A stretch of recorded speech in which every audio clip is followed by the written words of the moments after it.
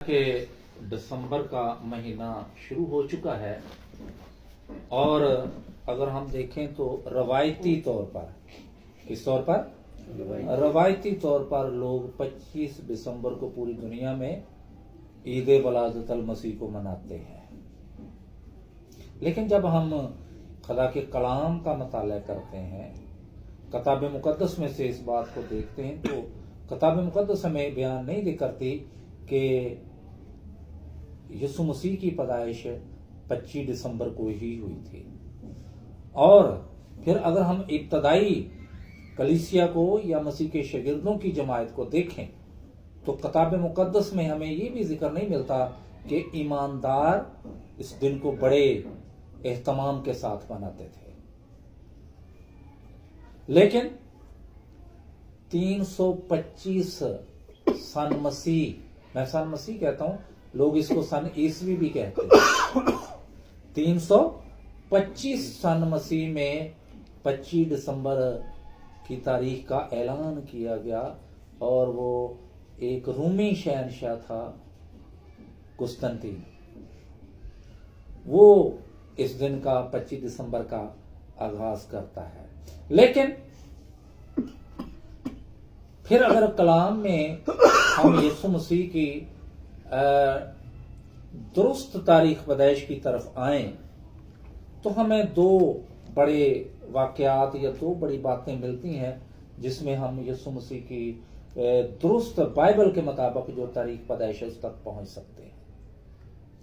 ایک یوحنا بپتسمہ دینے والے کی پیدائش، اس کی پیدائش کو دیکھ کر ہم یسوع مسیح کی درست پیدائش کی تاریخ تک پہنچ سکتے ہیں، اور دوسرا ہیرودیس بادشاہ کا دورے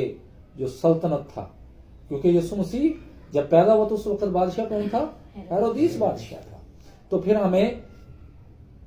تاریخ کے اوراق میں ٹائم لائن کے حساب سے ہیرودیس کا دور سلطنت دیکھنا پڑے گا، پھر ہم یسوع مسیح کی درست تاریخ پیدائش کی طرف جا سکتے ہیں۔ اور جب ہم ان دونوں واقعات کو دیکھتے ہیں تو ان تمام واقعات کو ایک کرتے ہوئے اگر ہم دیکھیں تو یسوع مسیح کی تاریخ پیدائش کا 15 سپتمبر سے لے کر 15 اکتوبر تک کا وقت بنتا ہے، لیکن زیادہ تر لوگ روایتی طور پر 25 دسمبر کو مناتے، لیکن ہمارے لیے دن، مہینہ، سال کوئی اہمیت نہیں رکھتا۔ ہمارے پاس یہ موقع یسوع مسیح کی گواہی دینے کا ہے۔ یسوع مسیح کو خدا نے دنیا میں کیوں بھیجا؟ یسوع مسیح کے آنے کا مقصد کیا تھا؟ کیونکہ خدا سارے نبیوں کو بھیجتا ہے، جیسے اگر ہم عبرانیوں کے نام خط اس کا پہلا باب اور اس کی پہلی اور دوسری آیت کو کوئی بھی پڑھے، عبرانیوں کے نام خط اس کا باب نمبر 1 آیت نمبر 1 اور 2،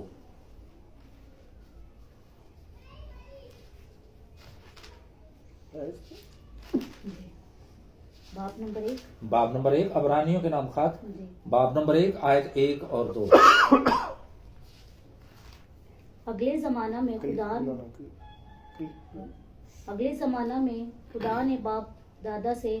حصہ با حصہ اور طرح با طرح نبیوں کی معرفت کلام کر کے اس زمانہ کے آخر میں ہم سے بیٹے کی معرفت کلام کیا۔ ہاں جی، اگلا زمانہ میں خدا نے نبیوں کے ذریعے کلام کیا، لیکن اس زمانہ کے آخر میں بیٹے کی معرفت کلام کیا۔ یسوع مسیح نے کہا میں نے شریعت کو پورا کیا ہے، میں نے